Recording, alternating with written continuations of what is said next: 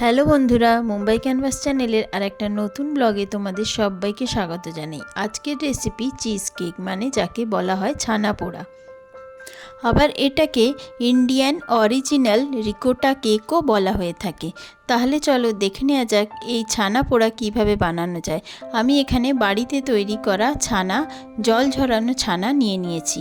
আর আমি নিয়ে নিয়েছি 2 টেবিল চামচ মতো চিনি, আর নিয়েছি কিছুটা এলাচের গুঁড়ো।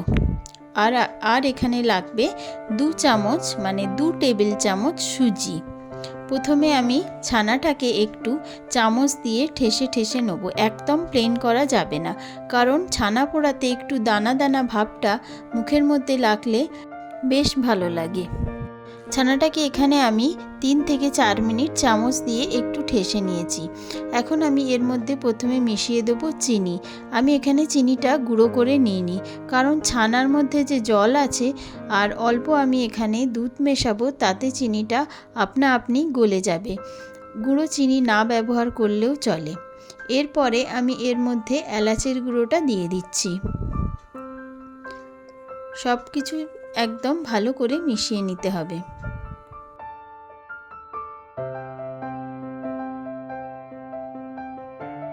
এরপর আমি এর মধ্যে দিয়ে দেবো 2 চামচের মতো দুধ এখানে বেশি দেয়া যাবে না, কারণ চিনি থেকে আপনা আপনি জল ছাড়তে শুরু করবে। এই জিনিসটা কেকের ব্যাটারের মতো অতটাও পাতলা হবে না, এখানে কেকের ব্যাটারের থেকে আরও একটু ঘন ব্যাটার হবে। এখন আমি এর মধ্যে মিশিয়ে দিচ্ছি সুজি আমি এখানে অল্প একটু মেশালাম থিকনেস দেখে, তারপরে আমি আরও একটু সুজি মেশাবো। বাকি সুজিটাও আমি এখানে মিশিয়ে দিলাম, কারণ চিনি থেকে অলরেডি জল ঝরতে শুরু করেছে। মোটামুটি আমি এখানে 2 টেবিল চামচের মতো সুজি মেশালাম। এবার পুরো জিনিসটাকে ভালোভাবে মিশিয়ে দিতে হবে। আর আমি এখানে অল্প একটু নুন ব্যবহার করছি।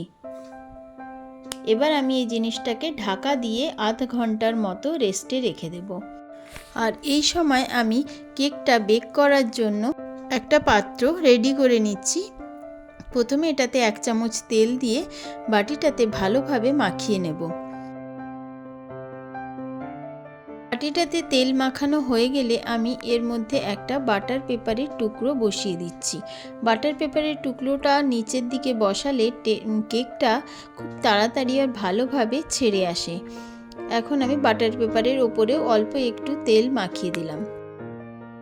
এর মধ্যে প্রায় আধ ঘন্টা হয়ে গেছে। এখন আমি ছানার মিশ্রণটা খুলে এর মধ্যে 1 বড় টেবিল চামচ তেল মিশিয়ে দেবো। আমি এখানে হাফ হাফ করে বড় 1 টেবিল চামচ তেল মেশালাম।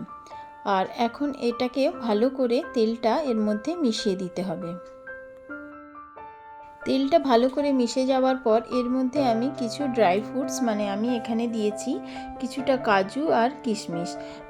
কাজু কিশমিশ বা যে কোনো ড্রাই ফ্রুটস না দিলেও চলবে। সাধারণত ছানা পোড়াতে কোনো ড্রাই ফ্রুটস দেওয়া হয় না। এবার আমি মিশ্রণটাকে ভালোভাবে একটা যে পাত্রে আমি এটাকে বেক করব, যেটাকে আমি তেল মাখিয়ে রেখেছিলাম, সেই বাটির মধ্যে দিয়ে দিলাম। ছানাটা ভালোভাবে উপর থেকে আমি বসিয়ে দিচ্ছি, একদম যেন ভেতরে হাওয়া ঢুকে না থাকে।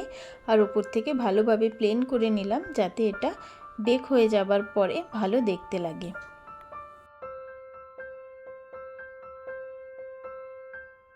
এখন আমি এটাকে একটা কড়ার মধ্যে বেক করে নেব। কড়াটাকে আমি প্রায় 15 মিনিট আগে থেকে গরম হতে দিয়েছিলাম।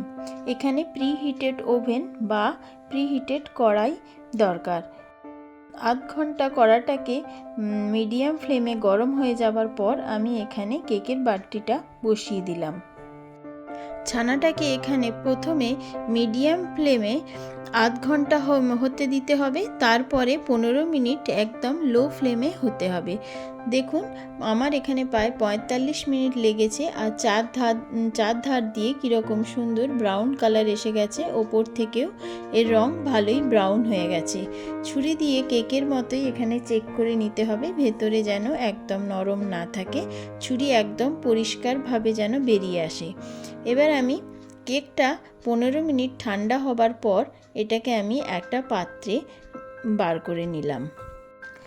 এখানে দেখুন কত সুন্দরভাবে কেকটা বেক হয়েছে, পেছনটা কত সুন্দর পোড়া পোড়া একটা পাতলা শক্ত ক্রাস্ট তৈরি হবে, আর ভেতরটা থাকবে হালকা নরম আর জুসি। আমার ছানা পোড়া একদম রেডি হয়ে গেছে। এখন এটা কেটে দেখে নেব ভেতরটা কেমন হয়েছে।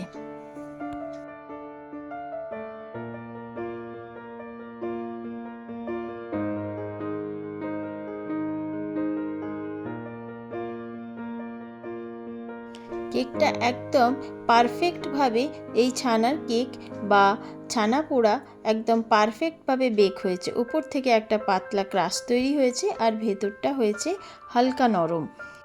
রেসিপি কেমন লাগলো অবশ্যই কমেন্ট করে জানাবেন, আর ভালো লাগলে একটা লাইক, শেয়ার আর সাবস্ক্রাইব করে পাশে থাকার অনুরোধ রইল। আপনারা সবাই ভালো থাকুন, সুস্থ থাকুন। দেখা হবে আর একটা নতুন ভিডিওতে। টাটা।